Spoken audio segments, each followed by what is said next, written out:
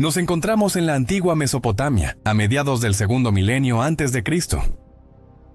Tras la caída del imperio paleobabilónico, el escenario político de la región queda fragmentado, y con ello surge una oportunidad para que otros pueblos, hasta entonces secundarios o sometidos, comiencen a imaginar su propio ascenso al poder.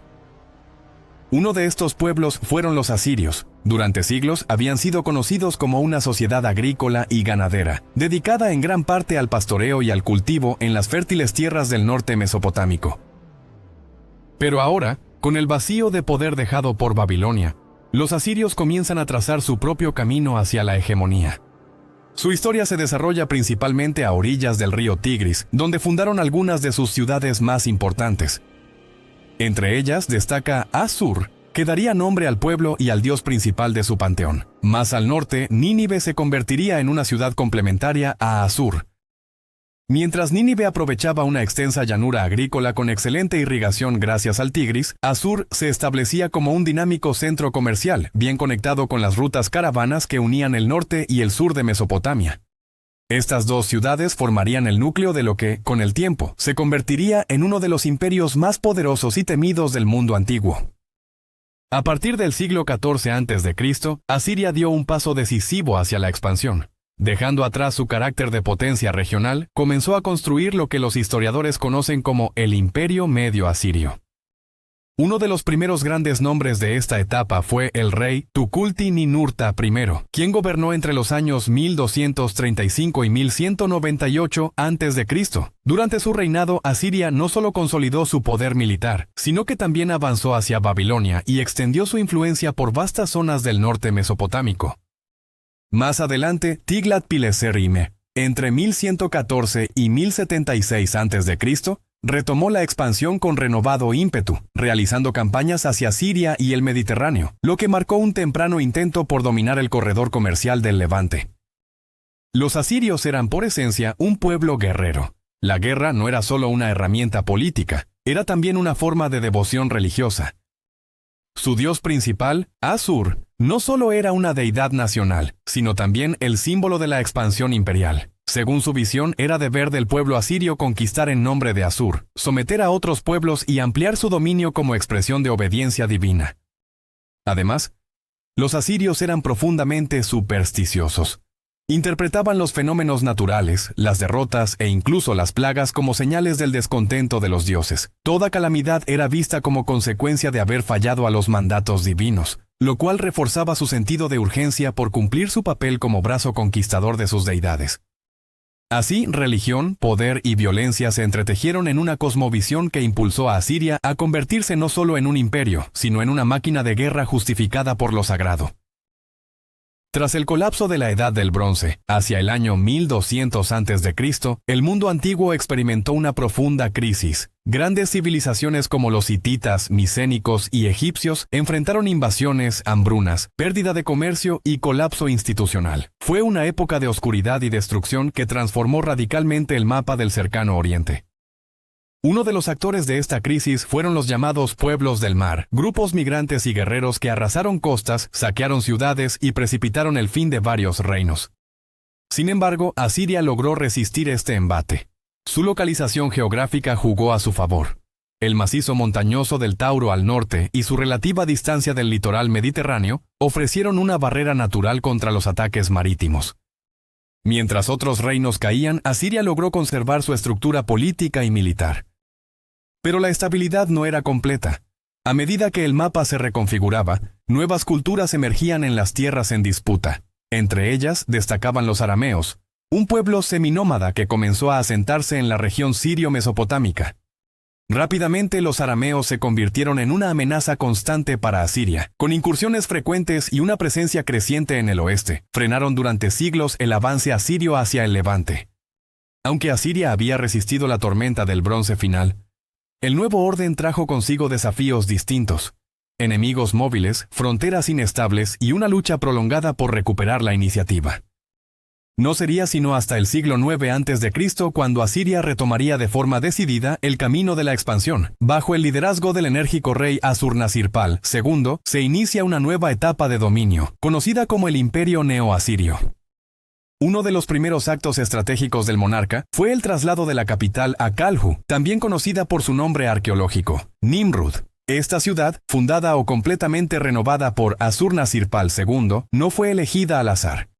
Su ubicación ofrecía una posición central y defensiva, rodeada por las 3 ciudades más importantes del reino, Asur, Nínive y Arbela. Este triángulo urbano formaba un perímetro de protección natural, lo que convertía a Kalhu en un núcleo ideal para administrar un imperio en expansión y para vigilar las amenazas fronterizas, especialmente de los arameos al oeste. Kalhu no solo fue una capital política, sino también un símbolo del poderío asirio. Se construyeron palacios monumentales, templos, torres y murallas, decoradas con relieves esculpidos que narraban las campañas militares del rey, sus rituales religiosos y su autoridad indiscutible. Siglos después, en el siglo XIX de nuestra era, el arqueólogo británico Austen Henry Layard redescubriría esta ciudad perdida. Excavó los palacios de Assur-nasirpal II y Salmanasar III, rescatando esculturas monumentales, tronos tallados, relieves de guerra, tesoros de oro, marfil y piedras preciosas. También halló los majestuosos Lamassu, figuras mitológicas con cuerpo de toro alado y cabeza humana, que custodiaban las entradas reales y encarnaban el poder sobrenatural del rey. Más adelante, en la ciudad de Nínive, Layard también encontraría los restos de los palacios de Sennacherib y Assurbanipal, incluyendo una de las joyas arqueológicas más importantes del mundo antiguo, la biblioteca de Assurbanipal, de la que hablaremos más adelante con mayor detalle. Con esta nueva capital y su visión militarizada, Asiria se preparaba para una etapa de dominio brutal y sistemático. Una maquinaria imperial estaba por comenzar su marcha implacable. Con la llegada al trono de Tiglat-Pileser III, quien gobernó entre los años 744 y 727 a.C., el imperio asirio entró en una nueva fase de expansión y brutal eficiencia imperial. Este rey no solo fue un hábil estratega militar, sino también un innovador en el uso del terror como herramienta política y psicológica. Tiglat-Pileser III entendió que la guerra no solo se libraba en los campos de batalla, sino también en la mente de sus enemigos. Implementó una campaña sistemática de miedo, donde la violencia no era simplemente un medio para conquistar, sino un instrumento de propaganda. Los relatos y relieves esculpidos en piedra muestran escenas explícitas de decapitaciones, empalamientos y mutilaciones públicas. En las ciudades conquistadas, los cuerpos de los enemigos caídos eran colgados en los muros como advertencia. Era un mensaje claro. Resistir al poder asirio no solo era inútil, sino también espantosamente costoso. Pero Tiglat-Pileser fue más allá del terror físico. También reorganizó profundamente la estructura del imperio. A diferencia de etapas anteriores, en las que bastaba con que los pueblos conquistados pagaran tributo y conservaran cierta autonomía bajo vasallaje, ahora sustituía a los gobernantes locales por funcionarios asirios de su confianza, lo que le permitía tener un control directo y evitar revueltas internas. Esta nueva política iba acompañada de deportaciones masivas. Enteras poblaciones eran desplazadas de sus territorios y reasentadas en otras zonas del imperio. El objetivo era claro: desarraigar su identidad cultural, debilitar su cohesión como grupo y evitar cualquier posibilidad de rebelión coordinada. Incluso en el plano religioso, Tiglat-Pileser impuso el dominio asirio. Los dioses locales eran sustituidos o subordinados al culto de Asur, el gran dios del imperio. De esta forma, no solo conquistaba cuerpos y territorios, sino también mentes y creencias. Con Tiglat-Pileser III, el imperio asirio dejó de ser un simple conjunto de territorios sometidos para transformarse en una estructura centralizada, militarizada y profundamente controlada desde el poder real. Un modelo imperial que, por su eficacia y crueldad, marcaría un antes y un después en la historia del cercano Oriente. Tiglat-Pileser III dirigió sus campañas de conquista en 2 direcciones principales. Por un lado, hacia el sur, con el objetivo de dominar Babilonia, la antigua capital de la cultura mesopotámica. Por otro, hacia el oeste, donde se encontraba la estratégica región de Siria-Palestina, un territorio largamente codiciado por los grandes imperios de la antigüedad. Y no era para menos. Esta región funcionaba como un punto de conexión entre África, Asia y el Mediterráneo. Las rutas de caravanas que partían desde Egipto, cruzaban el Levante y alcanzaban Mesopotamia, convirtieron a esta franja en un enclave comercial vital para el control de mercancías, tributos y ejércitos. El interés asirio en esta zona no era nuevo. Desde tiempos de Salmanasar III, quien reinó entre 859 y 824 a.C., los reinos hebreos ya habían entrado bajo la órbita asiria.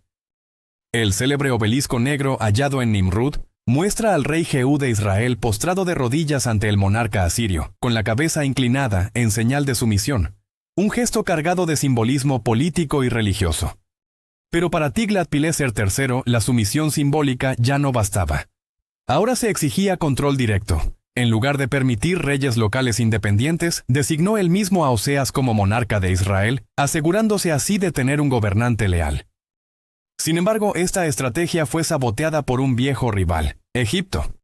Al observar cómo el poder asirio se acercaba peligrosamente a sus fronteras, Egipto intentó contenerlo creando un estado tapón en Israel.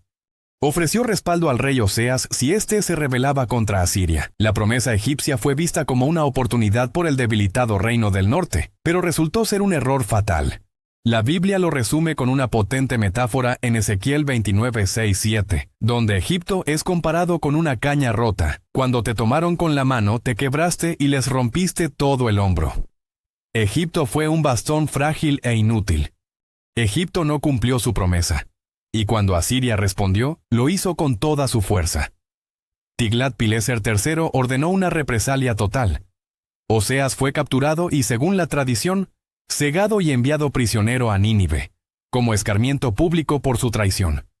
Pero el castigo no se limitó al rey. Miles de israelitas fueron deportados de sus ciudades y tierras ancestrales, dando inicio a uno de los episodios más traumáticos en la historia del antiguo Israel, la desaparición de las 10 tribus del norte.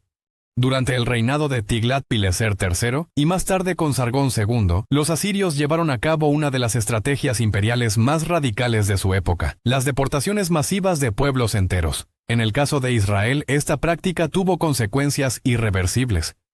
Fue en este contexto cuando desaparecieron las famosas 10 tribus del Reino del Norte. Estas tribus, Rubén, Simeón, Dan, Neftalí, Gad, Aser, Isaacar, Zabulón, Efraín y Manasés, fueron desarraigadas de sus tierras ancestrales, llevadas a otras regiones del imperio como Jalá, Abor y el río Gozán, en la actual Siria y norte de Irak. Con ello, el corazón del antiguo reino del norte fue desmantelado. Simultáneamente, los asirios reubicaron poblaciones extranjeras en los territorios israelitas, especialmente en la región de Samaria. Esta mezcla forzada de pueblos y creencias daría origen, con el tiempo, a un nuevo grupo étnico-religioso, los samaritanos. Rechazados tanto por los judíos del sur como por los pueblos vecinos, los samaritanos conservaron fragmentos del culto israelita, pero también incorporaron influencias extranjeras. Así, mientras el reino del norte desaparecía, el reino del sur, Judá, compuesto por las tribus de Judá y Benjamín, sobrevivía aún, con su capital en Jerusalén. Pero su seguridad no duraría mucho. Durante el reinado de Sennacherib, entre 705 y 681 a.C., los asirios volvieron su mirada hacia el sur. Jerusalén estaba en la mira. Durante su reinado, Sennacherib tomó una decisión estratégica y simbólica. Trasladó la capital del imperio a la ciudad de Nínive. Allí emprendió un ambicioso proyecto arquitectónico, construyendo templos, jardines, canales y el majestuoso palacio sin rival, un complejo palaciego que reflejaba el esplendor del poder asirio. Pero su legado no estuvo exento de controversia. Contrario a la tradición dinástica, Sennacherib no eligió como heredero a su hijo mayor, sino a uno de sus hijos menores, Asaradón. Esta elección provocó tensiones dentro de la familia real y terminó en una tragedia sangrienta. Sennacherib fue asesinado por sus propios hijos en una conspiración palaciega, probablemente dentro del templo de su dios protector. Sin embargo, Asaradón logró imponerse, derrotó a sus hermanos rebeldes, contuvo las revueltas internas y consolidó su autoridad como nuevo rey de Asiria. Su gobierno fue un periodo de expansión aún más ambicioso. Asaradón logró pacificar Babilonia, una ciudad que históricamente se había mostrado hostil y rebelde frente al dominio asirio. Para ganarse el favor de los babilonios, mandó reconstruir templos y respetó sus tradiciones religiosas. Fue una jugada política inteligente, castigó cuando fue necesario, pero también supo mostrarse como restaurador del orden. No se detuvo ahí. Extendió su influencia sobre la isla de Chipre, un punto clave del comercio mediterráneo, y luego dirigió su mirada hacia Egipto, el único poder que aún podía rivalizar con Asiria. En ese momento, el Valle del Nilo estaba gobernado por los llamados faraones negros, pertenecientes a la dinastía cushita de origen nubio. Taharka, el carismático emperador egipcio, fue quien encabezó la resistencia frente al avance asirio. Asaradón logró invadir Egipto y tomar varias ciudades del norte, pero murió antes de completar la conquista del delta del Nilo. A su muerte lo sucedió su hijo, Asurbanipal, uno de los reyes más fascinantes y complejos de la historia asiria. Bajo su mandato, el imperio alcanzó su máxima extensión territorial, desde las riberas del Nilo hasta las montañas de Zagros, controlando toda Mesopotamia, el Levante, Chipre, y avanzando hasta las tierras del Elam, que fueron completamente derrotadas. Con Asurbanipal, Asiria era una superpotencia sin rival, pero también un coloso con pies de barro. Además de ser un formidable conquistador, Asurbanipal dejó un legado inesperado, la creación de la primera gran biblioteca organizada de la historia antigua. Sin embargo, su motivación no fue puramente intelectual. Asurbanipal era un hombre profundamente supersticioso, fascinado por los rituales, los presagios y la lucha contra los espíritus malignos. Por eso, ordenó que en todo el imperio se buscaran y recopilaran tablillas que contuvieran conjuros, rituales, himnos, oraciones y textos mágicos. Estas tablillas debían ser enviadas a la capital, a su palacio en Nínive. El resultado fue extraordinario, una colección de más de 25,000 tablillas de arcilla, que abarcaban no solo textos esotéricos, sino también tratados médicos, administrativos, legales, científicos, astronómicos y literarios. Gracias a este esfuerzo casi obsesivo por reunir el saber del mundo mesopotámico, se conservó una obra que, de otro modo, habría caído en el olvido, la Epopeya de Gilgamesh. Considerada una de las primeras obras maestras de la literatura universal, fue escrita en lengua acadia, y en sus versiones más antiguas, probablemente en sumerio, entre los años 2100 y 1200 a.C. La epopeya narra las hazañas del rey Gilgamesh, soberano de la ciudad de Uruk, descrito como un héroe sabio, fuerte y valeroso, aunque también arrogante y tiránico. Para equilibrar su poder, los dioses crean a Enkidu, un hombre salvaje que, tras ser civilizado por una mujer, se enfrenta a Gilgamesh. De ese combate surge una profunda amistad. Juntos emprenden una expedición para derrotar al monstruo Humbaba, guardián del bosque de los cedros. Aunque logran matarlo, su acto desafía el orden divino. Luego, la diosa Ishtar propone casarse con Gilgamesh, pero este la rechaza brutalmente, insultándola. Ishtar, humillada, desata su ira enviando al toro celeste, pero Gilgamesh y Enkidu lo vencen, lo que provoca aún más la furia de los dioses. Como castigo, Enkidu cae enfermo y muere. Gilgamesh, devastado por la pérdida, entra en una profunda crisis existencial y emprende un viaje en busca de la inmortalidad. En su camino encuentra a Utnapishtim, un sabio que sobrevivió al gran diluvio enviado por los dioses. Un relato sorprendentemente parecido al del Arca de Noé. Utnapishtim revela que la inmortalidad es un don divino, no una conquista humana. Gilgamesh, incapaz de superar las pruebas finales, regresa a Uruk y acepta su destino mortal. La epopeya concluye con un mensaje poderoso. La verdadera grandeza no está en vencer a la muerte, sino en dejar un legado que sobreviva al tiempo. Este poema épico, con más de 3 milenios de antigüedad, influyó profundamente en la mitología y religión del antiguo cercano Oriente, y gracias a la biblioteca de Asurbanipal, ha llegado hasta nosotros como uno de los pilares de la literatura universal. Tras alcanzar la máxima extensión territorial y un florecimiento cultural sin precedentes, el imperio asirio comenzó a mostrar signos de fractura interna. Asurbanipal, en su política de control y dominio, nombró a su hermano Shamash-shum-ukin como rey vasallo de Babilonia, una ciudad que siempre había sido difícil de someter debido a su fuerte identidad cultural y tradición de independencia. Sin embargo, Shamash-shum-ukin no aceptó con resignación su posición subordinada. Movido por ambiciones propias y por el resentimiento hacia su hermano, organizó una rebelión contra Asurbanipal, dando inicio a una cruenta guerra civil que se extendió por varios años. La lucha fue feroz y desgastante. Finalmente, Asurbanipal logró sitiar Babilonia, una ciudad con murallas legendarias y gran importancia simbólica y estratégica, y la destruyó casi por completo. En un acto desesperado, Shamash-shum-ukin, al ver su derrota inevitable, decidió acabar con su vida. Reunió sus posesiones más preciadas, las quemó en una gran pira y se arrojó a las llamas, prefiriendo la muerte antes que caer prisionero de su hermano. Este conflicto no solo marcó el fin del sueño de un dominio asirio unificado y estable, sino que también debilitó profundamente el poder central, dejando al imperio vulnerable ante amenazas internas y externas.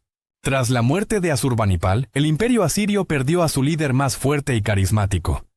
Sus sucesores no lograron contener una coalición formidable formada por babilonios, elamitas y medos, quienes se unieron con un objetivo común: poner fin al dominio asirio. Simultáneamente, los egipcios que habían permanecido sometidos se rebelaron, rechazando el vasallaje que el imperio les imponía desde hacía décadas. Esta alianza de fuerzas enemigas sitió la capital, Nínive, durante más de una década, en un prolongado asedio que terminó con la ciudad arrasada y quemada hasta sus cimientos. Paradójicamente, este incendio devastador fue lo que permitió que miles de tablillas de arcilla, muchas de ellas intactas gracias al calor que las coció, sobrevivieran durante más de 2 milenios. Estas tablillas, que hoy conocemos como la Biblioteca de Nínive, nos han regalado una ventana invaluable para entender la historia, cultura y pensamiento de este gran imperio. Tan solo una década después de la caída, las arenas del desierto cubrieron las ruinas de las ciudades asirias, sepultando para siempre a una de las civilizaciones más poderosas y temidas de la antigüedad. El legado de Asiria, sin embargo, sobrevivió en esos textos, en sus monumentos dispersos y en la memoria de las culturas que le siguieron. La caída de Nínive, capital del imperio asirio, no solo quedó plasmada en las tablillas y ruinas arqueológicas, sino también en la literatura sagrada que ha llegado hasta nosotros. En el libro de Nahum se describe con vívida intensidad el derrumbe de esta ciudad poderosa y temida. Y será que todos los que te vean huirán de ti y dirán: Nínive está asolada, ¿quién se compadecerá de ella? Nahum 3:7. Más adelante, el texto expresa la irrevocabilidad del castigo. No hay medicina para tu quebradura, tu herida es incurable. Todos los que oigan tu fama batirán las manos sobre ti. ¿Sobre quién no pasó continuamente tu maldad? Nahum 3:19. En el libro de Sofonías, también se anuncia la destrucción definitiva. Extenderá su mano contra el norte, y destruirá a Asiria, y convertirá a Nínive en soledad, seca como un desierto. Sofonías 2:13. Y continúa con una reflexión sobre la arrogancia de la ciudad. Esta es la ciudad alegre que estaba confiada, la que decía en su corazón: yo, y no hay más fuera de mí. ¿Cómo fue asolada, hecha guarida de fieras? Sofonías 2:15. Estas profecías reflejan no solo el impacto histórico que tuvo la caída de Nínive en el mundo antiguo, sino también la percepción moral y espiritual que las culturas posteriores tuvieron sobre el poder, la justicia y la caída de los imperios. El imperio asirio, con su impresionante poder militar, sus innovaciones administrativas y su riqueza cultural, fue sin duda una de las grandes civilizaciones del antiguo cercano Oriente. Su legado, aunque marcado por la guerra y el terror, también nos dejó una invaluable herencia en la historia, la literatura y la arqueología. Su ascenso y caída nos recuerdan la naturaleza cambiante de los imperios y la importancia de comprender el pasado para entender nuestro presente. Hasta aquí llegamos en este video acerca del imperio asirio. Espero que te haya gustado. Por favor, no olvides darle clic al botón de like y suscribirte, ya que continuaremos este viaje por la historia y las grandes civilizaciones. Nos vemos en el próximo video. ¡Saludos!